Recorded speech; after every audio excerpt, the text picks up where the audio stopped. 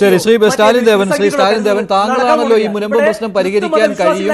അത് ഇപ്പോൾ വഖഫ് ഭേദഗതി ബില്ലിലെ 2A അത് JPCക്ക് പോയതിനു ശേഷം കൂട്ടിച്ചേർത്ത 2A അനുസരിച്ച് മുനമ്പം പരിഹരിക്കാൻ കഴിയുമെന്ന് പറഞ്ഞത്. പക്ഷേ ഇപ്പോൾ അതിനെപ്പറ്റി മൗനം പാലിക്കുകയാണ്.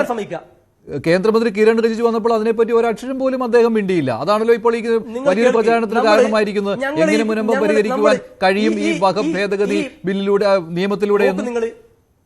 ശരി, അതായത് സ്റ്റാലിൻ അത് പറയട്ടെ. അതായത് അദ്ദേഹത്തിന്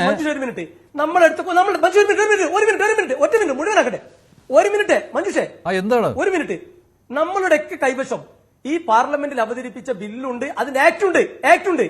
ഈ ആക്ടിൽ എവിടെയാണ്, ഏത് തരത്തിലാണ് മുനമ്പത്തെ ആളുകൾക്ക് ഈ പ്രശ്നം പരിഹരിക്കാൻ കഴിയുക? പക്ഷേ ഞാൻ പറഞ്ഞതുപോലെ ഞാൻ പറയാൻ ഭരണഘടനയുടെ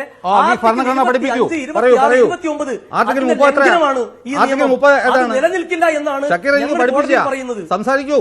ആർട്ടിക്കിൾ 30 ഏത് വ്യവസ്ഥ പ്രകാരം പരിഹരിക്കാൻ പറ്റും? ഇപ്പോൾ കിരൺ മൗനം പാലിക്കുക. അതായത് കിരൺ റിജിജുവിന് വിവരമുള്ളതുകൊണ്ടാണ് മൗനം പാലിച്ചത്. ഇത് സുപ്രീം കോടതിയുടെ പരിഗണനയിലിരിക്കുന്ന വിഷയത്തിൽ അദ്ദേഹം അഭിപ്രായം പറഞ്ഞു കഴിഞ്ഞാൽ സബ് ജുഡീസ് ആവും. അത് അദ്ദേഹത്തിന് വിവരമുള്ളതുകൊണ്ടാണ് അദ്ദേഹം അതിനെപ്പറ്റി യാതൊരുവിധ അഭിപ്രായവും പറയാതെ പോയത്. പിന്നെ ഒരു പാർലമെന്റ് ഒരു നിയമം പാസ്സാക്കിയാൽ അത് പാസ്സാക്കപ്പെട്ട് കഴിഞ്ഞാൽ അത് പാർലമെന്റ് പാസ്സാക്കിയ നിയമമാണ്. അതിലൊരു മന്ത്രി വന്നിട്ടല്ല, എസ്പെഷ്യലി ഇവൻ അത് സുപ്രീം കോടതിയുടെ പരിഗണനയിലിരിക്കുന്ന ഒരു വിഷയത്തിൽ ഇങ്ങനെ പരിഹാരം ഉണ്ട് എന്ന് പറഞ്ഞിട്ട് ഇന്ന് അത് സുപ്രീം കോടതി സ്ട്രക്ക് ഡൗൺ ചെയ്താൽ അദ്ദേഹം എന്ത് ചെയ്യും? അതുകൊണ്ട് ഈ ചോദ്യം ഉന്നയിക്കുന്ന ആൾക്കാർക്കാണ് വിവരമില്ലാത്തത്, first of all. Okay, secondly ഞാനാണ് ഫെബ്രുവരി മാസം 15-ാം തീയതി ആദ്യമായിട്ട് ഈ ലോകത്ത് വിളിച്ച് പറഞ്ഞത് മുനമ്പത്തിന് പരിഹാരമായി. അപ്പോൾ ഞാൻ ഇപ്പോഴും പറയുന്നു, ഇപ്പോൾ നിലവിൽ വന്ന നിയമപ്രകാരം ഇന്ന് ഞാൻ 2/8 മുതൽ ഇന്നത്തെ സുപ്രീം കോടതി പ്രൊസീഡിങ്സ് കംപ്ലീറ്റും കണ്ട ഒരു മനുഷ്യനാണ്. കേട്ട് കഴിയുടെ അടിസ്ഥാനത്തിലല്ല, എൻ്റെ കണ്ണിനെയും കാതിനെയും മാത്രം വിശ്വസിച്ചുകൊണ്ട് ഞാൻ പറയുന്ന കാര്യങ്ങളാണ്. അപ്പോൾ ഞാൻ അന്ന് പറഞ്ഞ കാര്യം വീണ്ടും ആവർത്തിക്കുന്നു. മുനമ്പം പ്രശ്നം പരിഹരിക്കപ്പെട്ട് കഴിഞ്ഞു. എങ്ങനെയാണെന്ന് വെച്ച് കഴിഞ്ഞാൽ, ഞാൻ ഏകദേശം 10-11 മാസം മുമ്പ് മുനമ്പം വിഷയത്തിൽ ഇടപെട്ടിട്ട് അവർക്ക് വേണ്ട നിയമ ഉപദേശങ്ങൾ കൊടുത്തപ്പോൾ അവിടെ ഒരു ഗൂഢശക്തികളാണ് അവിടെ പ്രവർത്തിക്കുന്നത് എന്നെനിക്ക് മനസ്സിലായി. ആ ഭൂസംരക്ഷണ സമിതിയുടെ നേതാക്കളെന്ന് പറഞ്ഞ് നടന്ന ആൾക്കാരൊക്കെ കോൺഗ്രസ് നേതാക്കളുടെ കൈപ്പിടിയിൽ ഇരിക്കുന്ന കക്ഷികളാണ്, അവരുടെ പാൺസാണ്. അപ്പോൾ ഈ വഖഫ് നിയമത്തിൽ കൃത്യമായിട്ട് എഴുതി വച്ചിരുന്നു, നിങ്ങൾക്കുള്ള ഏക പരിഹാരം വഖഫ് ട്രൈബ്യൂണലിലാണ് എന്ന്. ഞാൻ 8, 9, 10 മാസം പറഞ്ഞു നിങ്ങൾ എത്രയും പെട്ടെന്ന് ഓടി വഖഫ് ട്രൈബ്യൂണലിൽ പോകാൻ. അവസാനം ഈ ഹൈക്കോടതി ഓടിച്ചപ്പോഴാണ് അവർ പോയി ഇപ്പോൾ ഹൈക്കോടതിയിൽ ട്രൈബ്യൂണലിൽ കക്ഷി ചേർന്നത്. അതിലൊരു മഹാൻ ഇന്ന് എൻ്റെ പേരെടുത്ത് പറഞ്ഞു, ഈ സ്റ്റാലിൻ സാറാണ് ഇതെല്ലാം പഠിച്ചിട്ട് ഞങ്ങളെ തെറ്റിദ്ധരിപ്പിച്ചത് എന്ന്. എങ്കിൽ അവിടെയുള്ള ആൾക്കാർക്ക് ഇപ്പോൾ കാര്യം മനസ്സിലായി. എനിക്ക് യാതൊരു റോളും അവിടുത്തെ കേസ് നടത്തിപ്പിൽ ഇല്ലായിരുന്നു.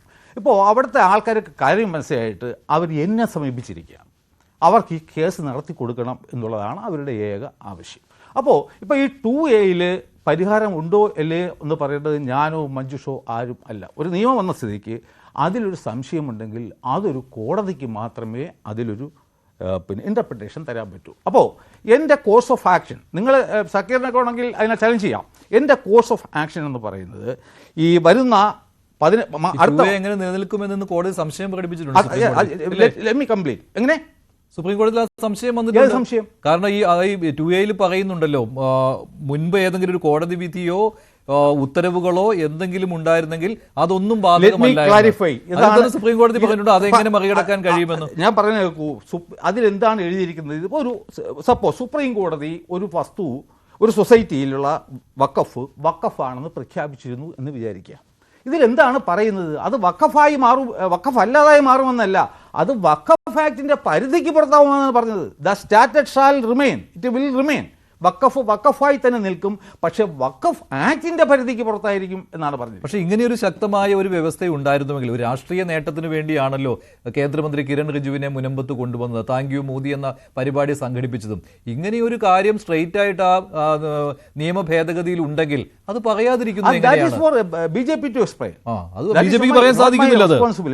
കാരണം ഞാൻ വ്യക്തമായിട്ട് പറയുന്നു, മുനമ്പത്തിന് വേണ്ടിയിട്ട് യാതൊരു അവരുടെ പരിഗണനയിലെ ഇക്കാര്യമില്ല. ഈ 2A എന്നുള്ള കാര്യം മുനമ്പം പരിഹരിക്കാൻ പര്യാപ്തമാണെന്ന് ഈ പറയുന്ന ബി ജെ പി ഞാൻ ചെയ്യാൻ പോകുന്നത് ഈ വരാൻ പോകുന്ന കേന്ദ്രമന്ത്രി പോലും പറയുന്നില്ല. കേന്ദ്രമന്ത്രി പക്ഷേ സ്റ്റാലിൻ ദേവൻ പറയുകയാണ്. കാരണം ഈ വരാൻ പോകുന്ന അടുത്ത മാസം 15-ാം തീയതി ട്രൈബ്യൂണൽ തുറക്കും.